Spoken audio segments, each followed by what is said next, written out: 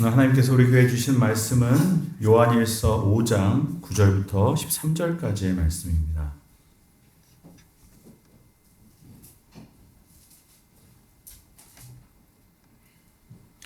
요한일서 5장 9절부터 13절까지의 말씀을 제가 봉독해 드리겠습니다. 하나님의 말씀에 경청하시기를 바랍니다. 만약 우리가 사람들의 증언을 받을진대 하나님의 증거는 더욱 크도다. 하나님의 증거는 이것이니 그의 아들에 대하여 증언하신 것이라.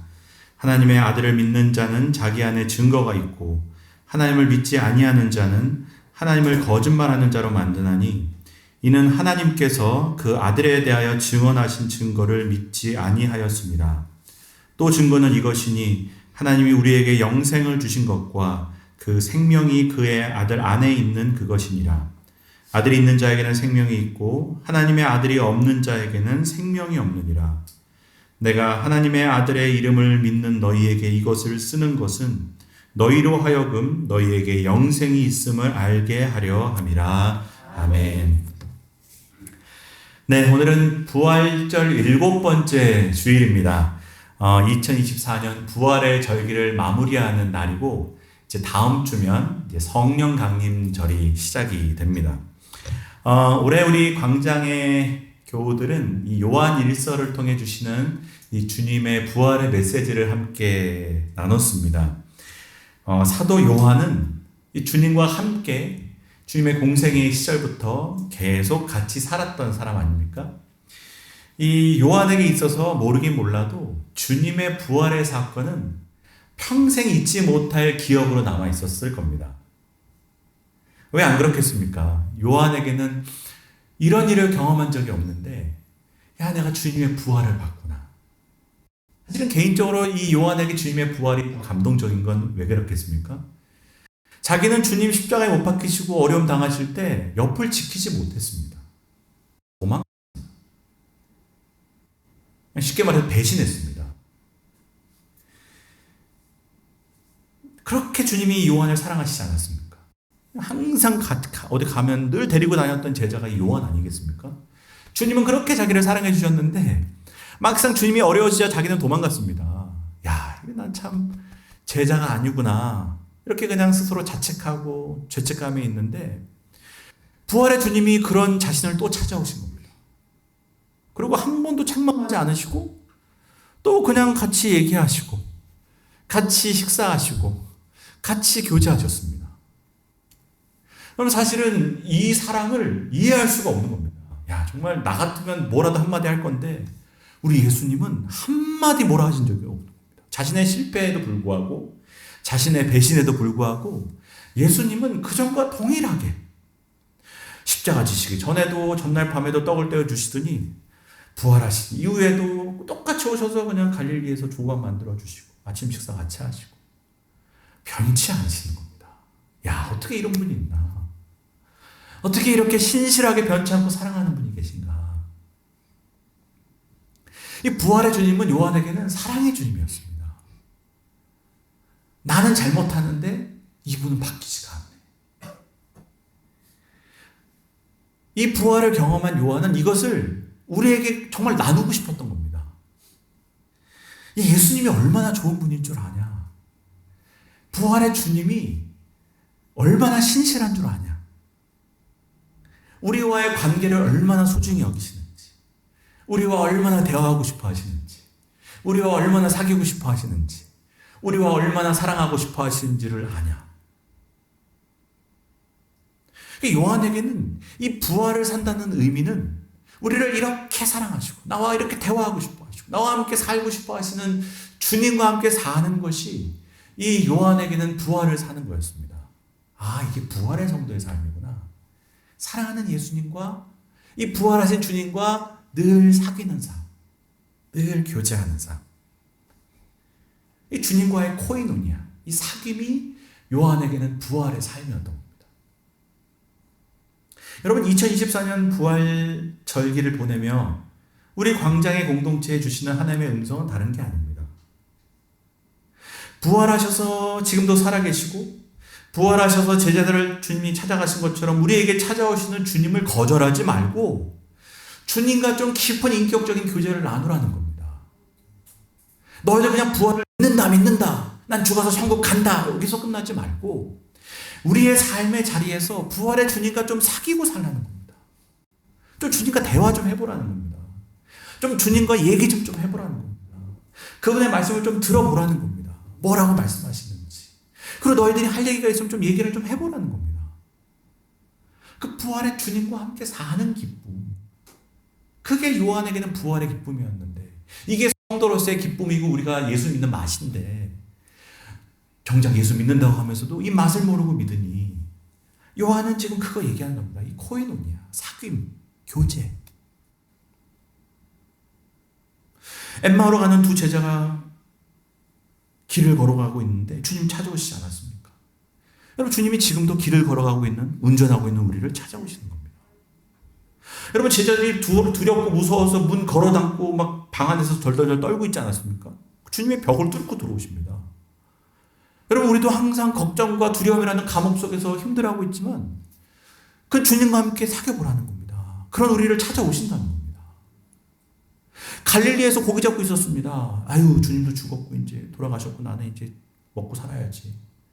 여러분 우리가 먹고 사느라 정신없는 그 분주한 삶의 자리에 주님이 찾아오신다는 겁니다. 그 주님과 한번 얘기해 보라는 겁니다. 같이 식사도 한번 해보라는 겁니다. 같이 좀 사귀어보라는 겁니다. 여러분 이 코이노니아가 중요합니다. 사귐이 전부입니다. 왜냐하면 우리가 사는 이 세상의 본질은 사귐이기 때문에 그렇습니다. 이게 무슨 소리야? 뭐 벽이 있고 천장이 있고 이 물질의 무슨 사귐? 본질은 여러분 사실은 사귐입니다. 여러분 이 세상은 물질 덩어리가 아닙니다. 예를 들어 보겠습니다. 여러분 창세기는 에덴 동산부터 요한계시록에 나오는 이 거룩한 도시까지 도성까지 이 세상의 본질은 사귐이라는 것을 보여주는 책이 성경입니다. 여러분 이 사귐이 깨지면 이 물질적인 공간은 아무 의미가 없습니다. 여러분 매일 싸우는 집이 집입니까? 여러분 관계가 깨진 집은 더 이상 집이 아닙니다. 성도들 간에 사귐이 없고 얘기가 없는 교회가 교회입니까? 물리적으로는 교회라는 게 아무 의미가 없습니다. 여러분 세상의 본질은 사귐입니다. 신뢰가 깨진 회사가 회사입니까? 물리적인 의미로는 회사겠지만 회사가 아닙니다. 관계가 중요하기 때문입니다. 관계가 본질이라는 겁니다. 여러분 아무리 멋진 집을 사고 그 집에 수많은 화려한 것들로 채워 넣어도 결국 맨날 싸우면 지옥일 겁니다. 거기에는 단 하루도 살고 싶지 않은 겁니다. 성경은 바로 그걸 보여주는 겁니다. 결국 우리가 사는 이 세상의 본질은 사귐이고 관계라는 겁니다. 이 세상의 불행은 다른 곳에서 오는 게 아니라 관계의 깨어짐에서 왔다는 겁니다. 창조주 하나님과 피조물인 우리가 관계가 깨어지니 이 세상은 뭐로 채워 넣어도 지옥이라는 겁니다. 여러분 관계가 깨지면 이 세상이라는 본질이 흔들리는 겁니다. 그런데 문제는 뭐냐? 우리 인간이 여기에 무지합니다. 우리는 이 세상을 더 좋게 만들려고 온갖 화려한 것들을 만들고 과학으로 문명으로 기술로 막 채워 넣지만 여기가 좋아질 리가 없는 겁니다. 왜? 본질은 관계니까. 여러분 부부끼리 맨날 싸우는데 이 문제를 관계를 해결해야 되는데 뭐 이 집 더 좋게 만들려고 청소기 사고 TV 사고 냉장고 바꾸고 가구 바꾸면 그 집이 좋아지는 겁니까? 본질은 관계라는 겁니다. 관계가 해결되지 않는데 아무리 좋은 가구를 갖다 들여놔도 그게 무슨 의미가 있는 겁니까? 여러분 인류의 역사가 수천 년 수만 년 흘러왔지만 결국 인간이 하는 일은 바로 다 이런 일이라는 겁니다. 창조주와의 관계는 해결하지 않고 그냥 우리끼리 더 멋진 거 만들자는 겁니다. 우리끼리 더 좋은 세상 만들어 보겠다고 하지만 그거는 그냥 부부끼리 싸워놓고 청소기 사는 거랑 똑같은 겁니다. 결국 아무 해결이 안 되는 겁니다. 그렇다고 세상이 좋아지는 게 아니라는 겁니다. 세상의 본질이 관계이기 때문입니다. 그때 다행히도 우리는 하나님과의 관계를 해결하지 않고 뭐 멋진 거 만들 생각만 하고 있는데 하나님은 우리를 너무 사랑하신다는 겁니다. 하나님이 우리와의 관계를 너무 회복시키고 싶어 하신다는 겁니다. 우리와 늘 대화하고 싶으시고 우리와 늘 사귀고 싶으시다는 겁니다. 우리는 안 다가가는데 하나님은 끊임없이 우리에게 다가오신다는 겁니다. 이게 다행인 겁니다. 여기에 우리의 소망이 있는 겁니다. 하나님이 우리에게 늘 자비와 사랑을 갖고 다가오신다는 것. 이 하나님의 변치 않는 사랑, 우리에게 늘 돌진해 오시는, 우리가 늘 거부할지라도 늘 우리에게 돌진해 오시는 이 사랑의 결정체가 뭡니까? 그게 예수 그리스도입니다. 예수님의 마음이 확실하다는 것을 우리가 뭐를 통해 알 수 있냐? 예수님을 통해 알겠다는 겁니다. 우리와 사귀고 싶어서 아예 그 아들을 그냥 보내시는 겁니다. 아니, 하나님 그분이 그 인간의 몸을 입고 아예 우리 가운데 오신 겁니다. 우리를 만나고 싶어서. 우리와 사귀고 싶어서. 우리와 대화하고 싶어서 근본 하나님의 본체이신 그분이 아예 우리의 인간의 옷을 입고 이 땅에 내려오신 겁니다. 야, 나 좀 봐라. 내 얘기를 좀 들어봐라. 내가 너희를 얼마나 사랑하는지를 좀 봐라. 너희들 나랑 관계 회복하지 않으려고 멋진 빌딩 짓고 멋진 문명을 만든다고 이게 해결이 안 되는데 나를 안 보니까 주님이 이제는 아예 본인이 오시는 겁니다. 내가 갈게 그러면 아예. 니들의 모습으로 니들의 말로 내가 갈게. 그분이 직접 오신 겁니다. 그 예수님은 우리를 사랑하시는 그 하나님의 마음의 결정체입니다. 우리를 사귀고 싶어 하시는지 우리를 만나고 싶어 하시는지 우리의 육신을 입고 이 땅에 오셨는데 이게 이제 이 요한일서에 나오는 당시 에베소 교회와 소아시아 교회 성도들이 받아들일 수 없는 사실이었던 겁니다. 여기 이 시대에 활동했던 거짓 교사들이 제가 첫째 날에도 말씀드렸듯이 헬라 철학으로 무장한 사람들, 우리가 소위 영지주의자라고 말하는 사람들, 이 사람들은 이걸 받아들일 수가 없는 겁니다. 하나님 우리를 사랑하시는 건 오케이, 그건 인정한다. 근데 육신을 입고 오는 건 아닌 것 같아. 내가 그것까지 못 받아들이겠어. 어떻게 그들의 이원론적 사고는 육은 악한 거고 영이 선한, 근데 어떻게 영이신 하나님이 육을 입고 이 땅에 오냐? 육을 입을 수 없어. 육을 벗어나는 게 자유인데, 이게 해방인데, 하나님이 육이 됐다는 거는 악해졌다는 말인데, 그들의 논리로는 그겁니다. 그러니까 이걸 안 받아들이는 겁니다. 하나님 우리를 사랑하신다는 건 내가 인정하겠는데 인간의 몸을 입고 왔다? 그건 못 받아들이겠어. 그들의 철학으로는 받아들일 수 없는. 이게 이제 당시 교회 성도들에게도 부정적인 영향을 끼치는 겁니다. 그런가? 그런 것 같기도 하고. 그래서 여러분, 이 요한일서 첫 번째 장의 첫 번째 절이 뭡니까? 요한이 이거부터 선언하고 시작하는 겁니다. 내가 눈으로 봤고 내가 귀로 들었고 손으로 만진 바라. 야, 내가 예수님이 육신을 입고 있다는 오실 걸 내가 눈으로 봤고 그분이 입으로 얘기하신 걸 들었고 심지어 내가 그분을 만져도 봤는데 무슨 소리냐. 하나님의 마음의 결정체가 성육신이다. 그분이 우리와 얼마나 사귀고 싶어 하시는지가, 우리를 얼마나 하시는지가 그분이 육을 입고 왔다는 것으로 표현되어졌는데 왜 그걸 아니라고 말해? 왜 복음의 진실함을 왜 부정하게 만들어? 너희들의 철학으로, 너희들의 지식으로, 너희들의 생각으로.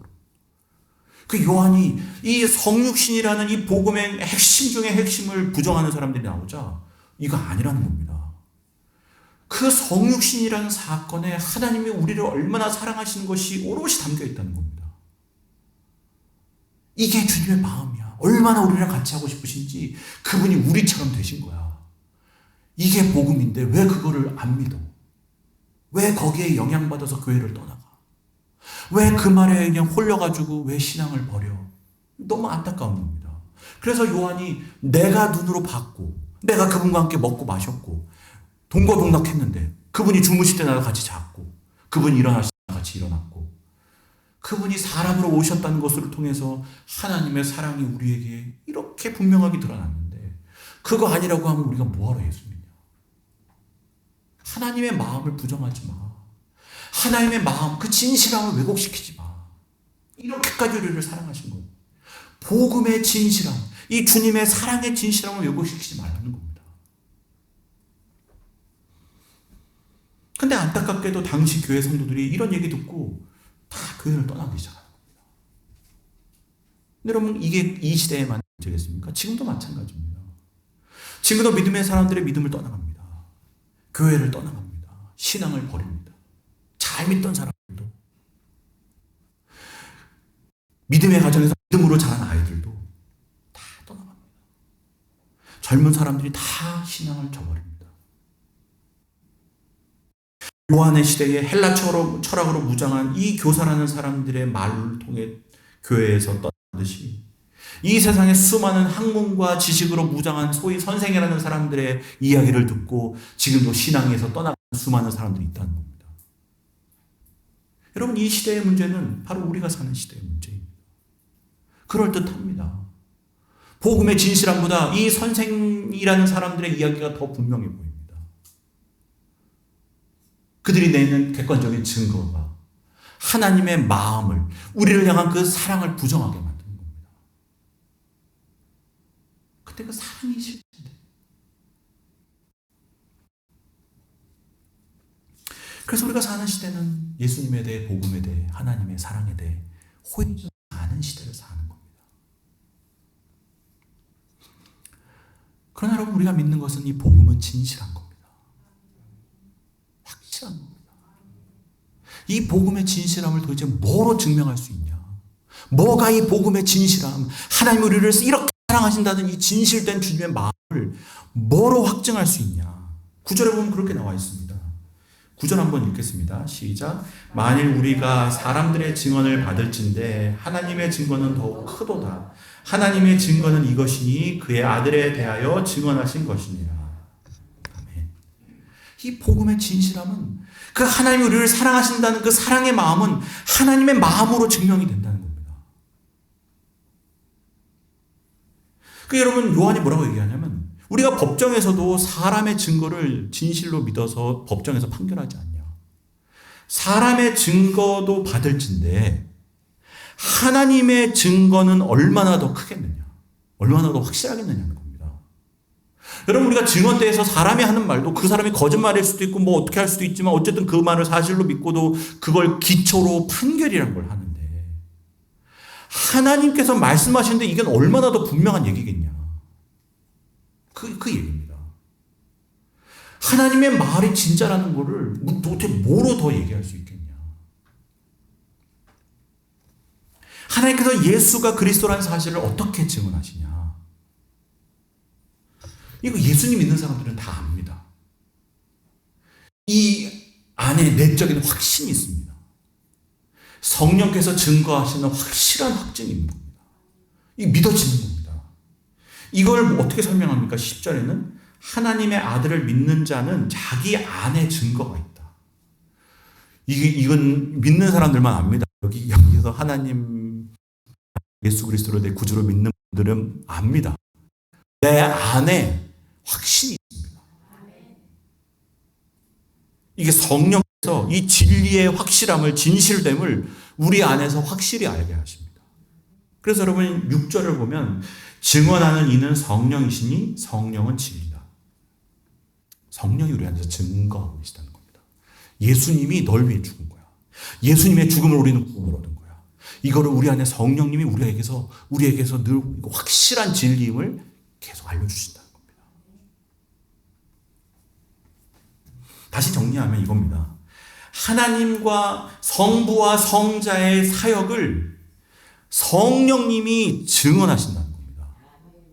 하나님이 우리를 사랑하셔서 그의 아들 이 땅에 보내주시고 그 아들 예수 그리스도가 우리의 죄를 위해 십자가에 지시고 부활하시고 승천하시니 모든 구원의 사역, 이를 통해 우리가 구원을 얻게 된 것을 옆에서 함께 하셨던 성령님이 이건 진짜다라고 얘기해 주신다는 겁니다. 이 법정에서 말하면 성령님께서 증언대에 오셔서 이거 확실한 일이라고 얘기해 주신다는 겁니다. 이거 확실한 거야.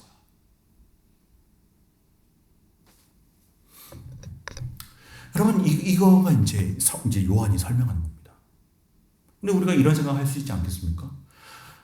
속된 말로 하나님, 예수님, 성령님 다 한편 아니야? 한 편끼리 어떻게 증언할 수 있어? 같은 편끼리 어떻게 객관적인 증거를 낼 수 있어? 이렇게 생각할 수 있는 겁니다. 제가 이렇게 말하면 이제 잘 따라오고 계시죠? 같은 편인끼리 어떻게 같은 편이니까 다 그렇게 했다고 얘기할 수 있잖아. 이게 객관적이려면 뭔가 다른 존재가 이걸 증언해 줘야 되는 거 아니야. 그러니까 아들의 일을 어떻게 아버지가 증언할 수 있어? 아버지는 당연히 아들을 좋게 얘기하겠지. 다른 사람이 얘기해 줘야지 이게 확실한 거 아니야. 이게 사실 실증주의를 사랑하는 우리의 객관적인 증언의 기준입니다. 다른 존재가 얘기해야지. 다른 누군가가 이걸 확실하다고 얘기해 줘야지. 하나님, 예수님, 성령님은 다 같은 분인데 이게 복음이 확실하다는 거에 증거가 될 수 있어? 난 이건 못 믿겠어. 객관적인 증거를 가져와봐. 딴 분의 얘기를 가져와봐. 우리가 이렇게 얘기할 수 있지만, 근데 여러분 보십시오. 오늘 성경이 말하는 바가 바로 그겁니다. 이 구원의 일, 복음의 진실성은 하나님 외에는 담보할 수가 없습니다. 여러분, 이 구원과 복음은 확실해야 되는 거기 때문에 이거는 틀리면 안 됩니다. 0.0001%에도 거짓이 있으면 안 되는 겁니다. 그렇기 때문에 이건 하나님 외에는 이 진실함을 100%의 확실함을 담보할 수 없습니다. 여러분, 이걸 뭐로 얘기하면 여러분이 믿겠습니까? 여러분 예수 믿어서 구원 얻습니다라는 이 복음을 어디다가 써놓으면 여러분이 믿겠습니까? 누가 얘기하면 믿겠습니까? 이걸 사람에게 담보할 수 있는 진리입니까? 사람은 담보 못합니다. 왜? 인간은 영원한 존재가 아닙니다. 인간은 거짓말도 할 수 있습니다. 인간은 왜곡될 수도 있고 모를 수도 있습니다. 인간이 얘기한다고 믿는다면 이거는 믿을 수 있는 게 아닌 겁니다. 그럼 여러분 태양에다 써놓으면 믿겠습니까? 바위에다 써놓으면 믿겠습니까? 태양에 맨날 예수님이 구원자다, 예수님이 구원자다 써있으면 믿겠습니까? 그것도 담보할 수 없다는 겁니다. 왜? 심지어 태양도 영원하지 않으니까. 하나님은 구원을 영원까지 담보하고 싶은 겁니다. 이건 영원한 거다라는 것을 확실히 얘기하고 싶은데, 그걸 확실히 얘기하려면 영원부터 영원까지 계시는 존재 아니고서는 이 구원의 확실함을 담보할 수가 없는 겁니다. 그러니까 이 복음의 확실함은 하나님과 성령님 외에는 얘기할 수 없는 겁니다. 여러분, 이겁니다. 성경이 바로 그겁니다. 하나님이 하신 일은 하나님 외에는 증거할 수가 없는 겁니다. 하나님은 이것을 그냥 2만 년, 3만 년 확실하다고 얘기해 주고 싶은 게 아닙니다. 이건 영원까지 확실한 거기 때문에 영원한 존재만이 얘기할 수 있어. 그래서 하나님께서는 오늘 그렇게 하나님의 증거는 이것이 그에 대하여 증언하신 것이라 하나님만이 증언할 수 있다는 겁니다. 하나님의 증거. 내 안에 계신 성령님 이걸 확실하다고 얘기하셨기 때문에 이건 확실한 게 되는 겁니다. 왜? 성령님께서는 하나님은 진리니까. 성령님은 틀리지 않으니까. 여러분, 이게 우리 안에서 일어난 일입니다. 예수 믿을 때 성령님이 우리 안에 이 구원의 진리가 확실하다는 것을 내 안에서 증거하십니다. 그러니까 이게 믿어지는 겁니다. 사람이 말하면 믿습니다. 여러분, 우리가 물건 하나 살 때도 후기를 열심히 읽습니다. 그러나 여러분, 후기 믿을 수 있습니까? 얼마나 거짓된 후기가 많은지 모릅니다. 그럼 누구의 말을 믿을 수 있습니까? 더 친한 친구나 가족의 말은 조금 더 믿을 수 있습니다. 왜? 이 사람은 내가 신뢰하는 사람이니까. 그러나 그 친하다는 것도 담보할 수 없습니다. 그 물건에 대해서. 왜? 내가 써보면 틀릴 수도 있지 않겠습니까? 그 사람에게 맞는데 내가 쓰니까 안 맞아. 그럼 이 물건의 확실성을 도대체 뭐로 확인할 수 있겠냐는 겁니다. 인간의 말은 확실함을 담보할 수가 없습니다. 복음이 진짜다라고 인간이 말해도 그게 믿어지는 게 아니라는 겁니다. 복음은 성령만이 증언하실 수 있는 겁니다. 왜? 하나님께서 하신 일이기 때문에. 하나님은 이 일을 그냥 100년하고 200년하고 마치실 일이 아닙니다. 우리의 구원은 영원한 거기 때문에 영원을 담보할 수 있는 분만이 이 복음의 진실함을 담보할 수 있는 겁니다. 이거 확실한 거야. 그래서 여러분, 이 성령님으로 인해서 복음을 믿게 된 사람은 이 복음이 확실하다는 것을, 진실하다는 것을 압니다. 그때부터는 이 눈에 보이는 세상보다, 이 사라질 세상보다 이게 더 확실한 것임을 알게 되는 겁니다. 내 눈은 나를 속이고 내 귀는 나를 속일 수 있어도 성령의 증언은 확실한 겁니다. 내 눈에 보이는 세상보다도 이게 확실한 겁니다. 그러니 믿는 사람들이 이 복음에 내 생명을 걸 수도 있는 겁니다. 왜? 이건 확실한 거니까. 눈에 보이는 세상보다, 눈에 보이는 권력자들보다 이 복음이 더 실체인 겁니다. 왜냐하면 내 안에 성령님이 증언하시니까. 예수님 믿으면 구원 얻는다는 겁니다. 복음은 이렇게 확실한 거라는 겁니다. 하나님이 자신의 이름을 걸고 담보할 수 있을 정도. 성령님이 자신의 이름을 걸고 증언할 수 있을 정도로 복음은 확실한 거라는 겁니다. 이건 역사적인 사실이라는 겁니다. 하나님이 세상 이처럼 사랑하사 독생자를 보내주셔서 우리에게 살 길을 보여주시고 그분 우리를 이렇게 사랑하시고 우리와 이렇게 교제하고 싶어 하시고 이렇게 사귀고 싶어 하시다는 것은 이렇게 확실한 일인데, 그럼 중요한 건 뭐겠습니까? 그 복음에 대한 우리의 반응입니다.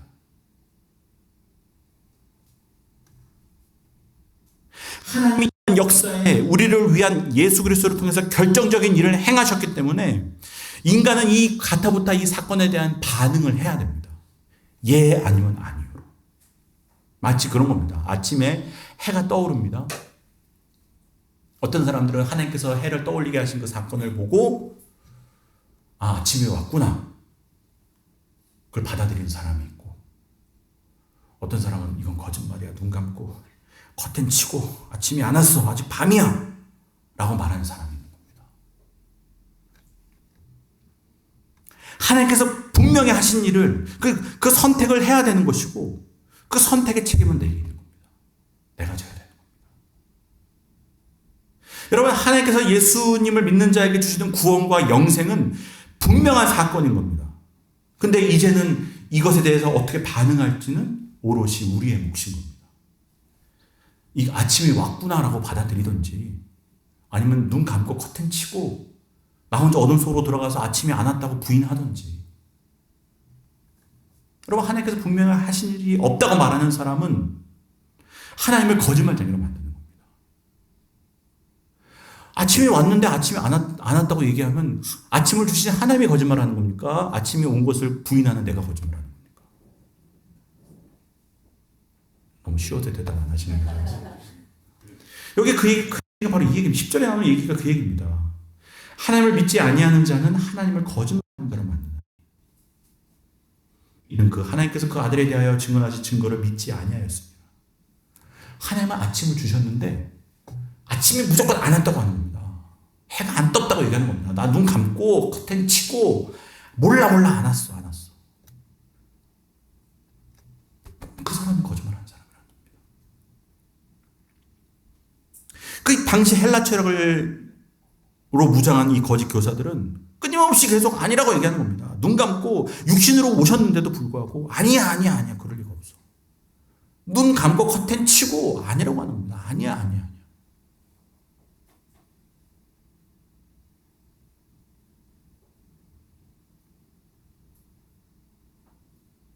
지금도 마찬가지 아닙니까? 하나님은 없어. 예수님은 없어. 눈 감고 커튼 치고 아니야 얘기해봤자 아침은 온 겁니다. 하나님께서 예수를 우리 가운데 보내주신 겁니다. 이 역사적인 사실인 겁니다. 하나님께서 이 역사 가운데 행하신 일이라는 겁니다. 우리를 사랑하셔서. 내가 너희를 이렇게 사랑한다고 끊임없이 확증으로 보여주셨는데도 불구하고 우리는 아니야. 하나님은 없어. 예수님은 없어. 커튼 치고 눈 감고 하나님께서 하신 일에 대해서 내가 선택하는 대로 그 책임을 우리가 져야 되는 겁니다. 이제 네 책임이라는 겁니다. 더 이상 확증할 수 없다는 겁니다.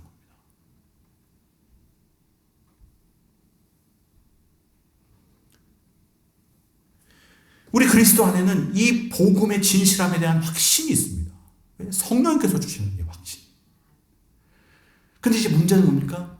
이것을 이제 세상 사람들에게 나눠야 되는 겁니다. 야, 복음이 진실한 거야. 하나님 우리를 이렇게 사랑하셔. 우리와 이렇게 대화하고 싶어 하셔. 우리와 이렇게 살고 싶어 하셔.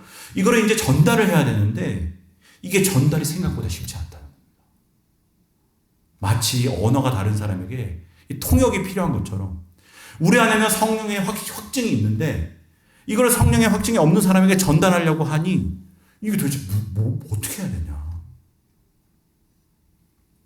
그들이 들을 수 있는 언어로 전달해 줘야 되는 겁니다. 그때 이 소통의 수단이 뭐냐? 요한이 계속 강조한 게 바로 사랑이라는 겁니다. 사랑. 하나님이 얼마나 이 세상을 사랑하시는지, 내가 너희와 얼마나 사귀고 싶어하고 교제하고 싶어 하는지, 얼마나 우리의 관계를 회복시키고 싶어 하는지를, 그 사랑의 마음을 전달하는 길은 사랑밖에 없다는 겁니다. 하나님은 사랑이시기 때문에 그 하나님을 전달하는 길은 사랑밖에 없다는 겁니다. 사랑은 사랑으로 전달된다는 겁니다. 그래서 계속 요한 1서에 서로 사랑하라, 서로 사랑해라. 사랑해라, 사랑해라, 사랑해라 하는 이유가 복음의 핵심은 하나님의 사랑이기 때문에 그렇습니다. 내가 너를 이렇게 사랑해. 그런데 그 사랑을 말로 전달하겠습니까? 이걸 뭐로 증거하겠습니까? 사랑은 사랑으로 전달되는 겁니다.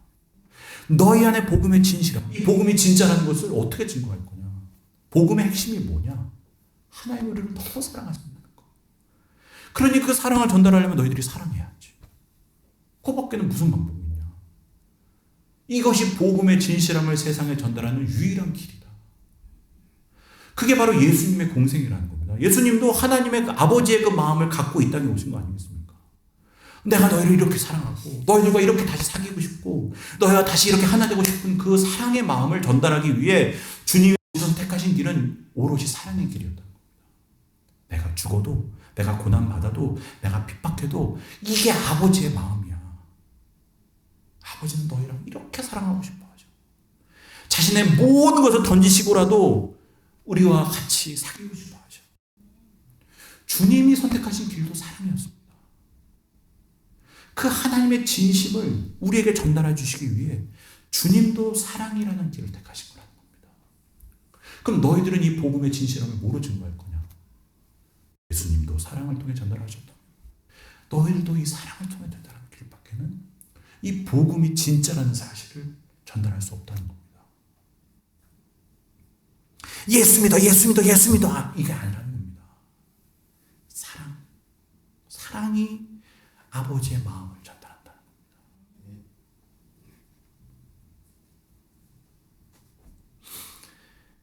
그렇게 주님과의 사귐이 시작될 때, 그 생명의 주인과 우리 안에 교제가 시작이 될 때, 우리 안에 생명이 들어오는 겁니다. 우리가 그때부터 생명의 삶을 살게 되는 겁니다. 생명은 내게 있는 것이 아니라 생명의 주인이신 그분이 내게 들어올 때 내게 생명이 있게 되는 겁니다.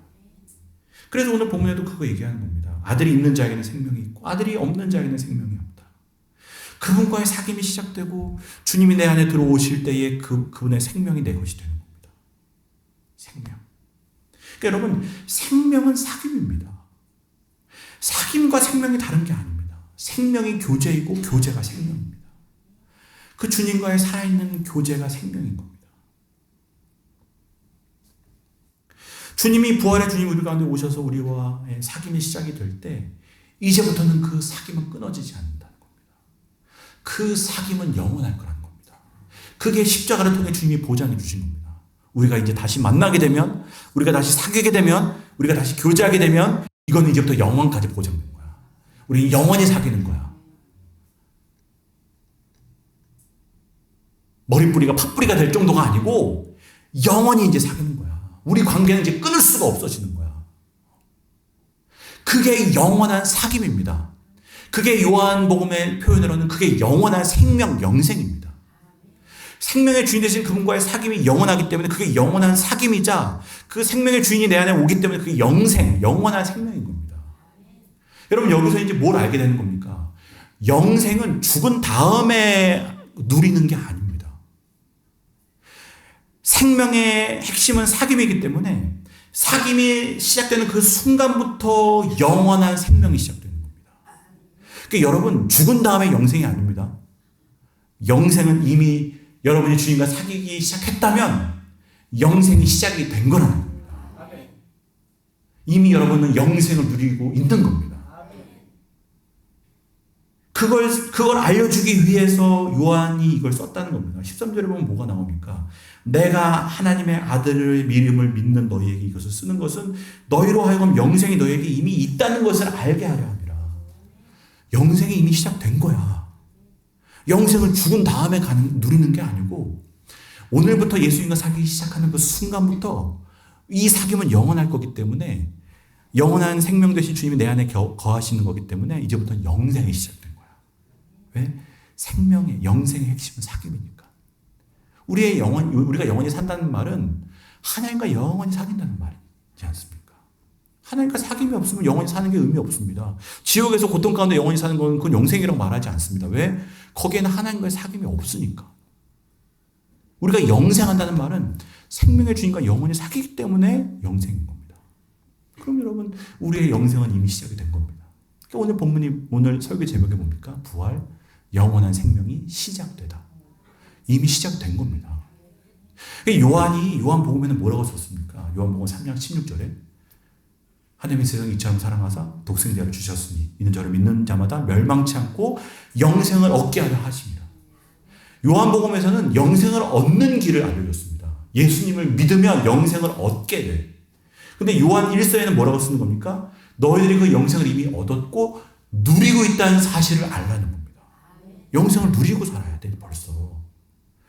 요한복음을 통해 영생을 얻게 됐다면 이제는 너희들이 그 영생을 누려야 돼. 영생을 누리는 건 뭐냐? 사귀라는 겁니다. 교제하라는 겁니다. 여러분, 예수님과 함께 얘기를 좀 해보라는 겁니다. 예수님의 얘기도 듣고 예수님께 얘기도 한번 하고 주님과 좀 대화를 좀 하라는 겁니다.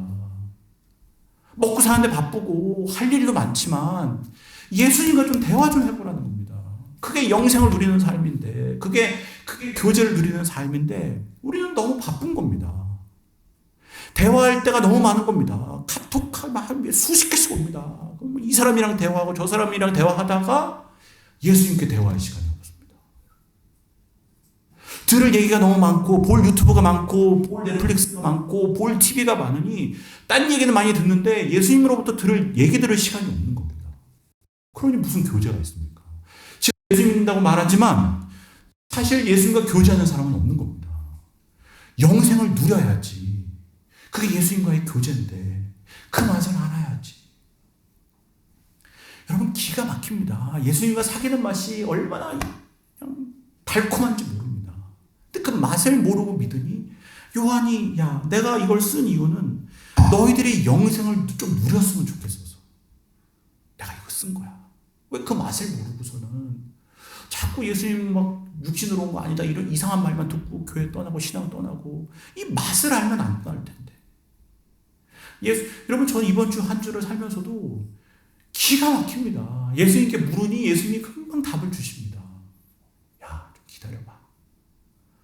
좀 걱정인데 하나님 이거 어떻게 결정해야 되죠? 저도 이번 주에 고민이 많았습니다.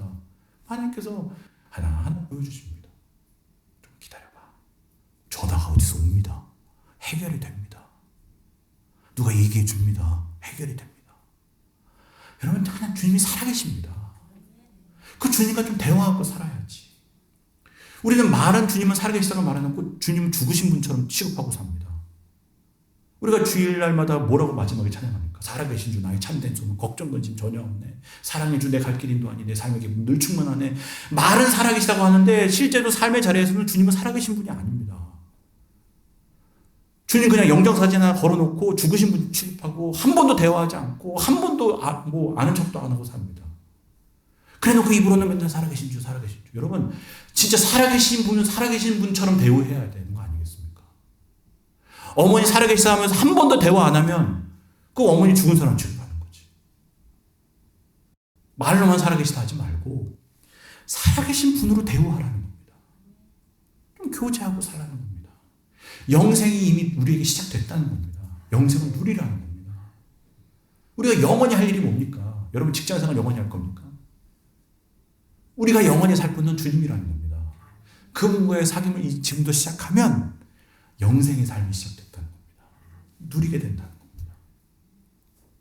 그럼 부활의 증인도 다른 게 아닙니다.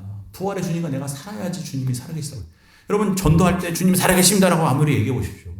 내가 진짜 주님과 대화하고 아니라면, 내가 진짜 주님이 살아계신 분이 아니라면 그 말에 힘이 없습니다. 근데 오늘 주님과 대화하고 온 사람은, 대화하는 사람은 진짜 주님 살아계시다고 말할 때 그 말에 힘이 다른 겁니다. 난 오늘도 주님과 대화했는데 주님 진짜 살아계셔. 이 사람과 말만, 야, 주님 살아계시는 것 같아. 교회 오면 좋아. 이거랑은 다른 겁니다. 우리가 어떻게 부활의 증인이 됩니까? 그분이 살아계신 그분과 함께 대화를 하고 그분이 진짜 살아계신 게 내게 느껴져야 우리가 주님 살아계시다고 얘기할 수 있지. 나는 주님 살아계신 한 번도 주님과 대화도 안 하고 그분 얘기도 듣지도 않고 묻지도 않고 나 혼자 살면서 주님 살아계시는 것 같은데 이러면 이게 어떻게 부활의 증인이 되는 겁니까? 주님이 내 안에 진짜 살아계신 분이어야지. 여러분 2024년 광장에 교회에 주시는 주님의 말씀은 그겁니다. 나랑 좀 사귀고 좀 살자. 나랑 좀 대화 좀 하자.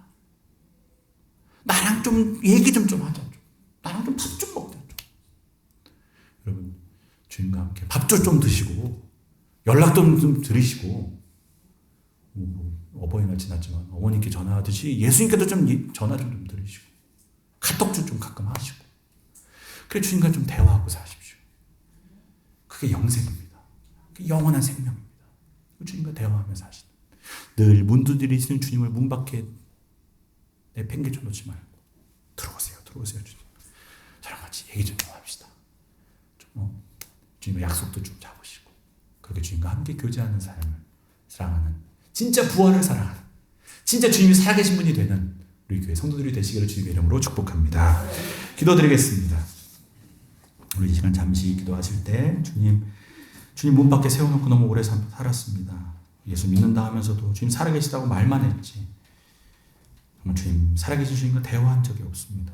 주님 우리를 용서하시고 이번 부활의 절기를 지내며 다시 우리 안에 부활의 주님과의 교제가 회복되게 하시며 주님과의 대화가 시작되게 도와주시며 그렇게 한평생 주님과 함께 살아가며 우리에게 주신 이 생명을 누리는 삶, 이 생명의 핵심인 사귐을 누리는 삶이 되게 하여 주시옵소서. 이 시간 잠시 기도드리겠습니다. 함께 기도하겠습니다.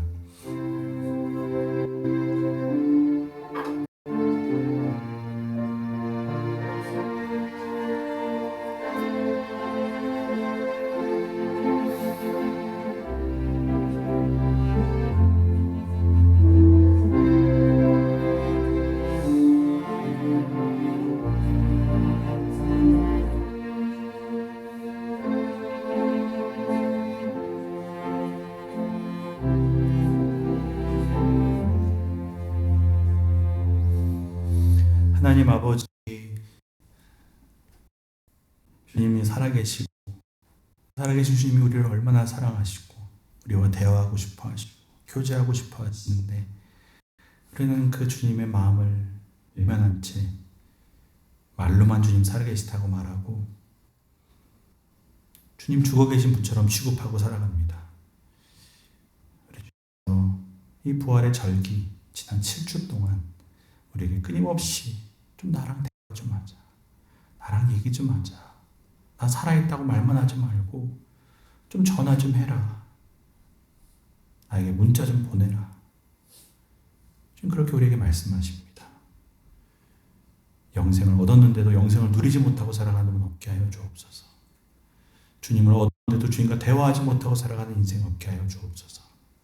지금 이 자리에 이미 우리의 영원한 생명의 날이 시작되는 줄로 믿습니다. 주님과의 영원한 사귐이 시작되는 줄로 믿습니다. 그 주님 사귀는 삶, 주님과 교제하는 아슬하는 삶이 되게 하여 주시옵소서.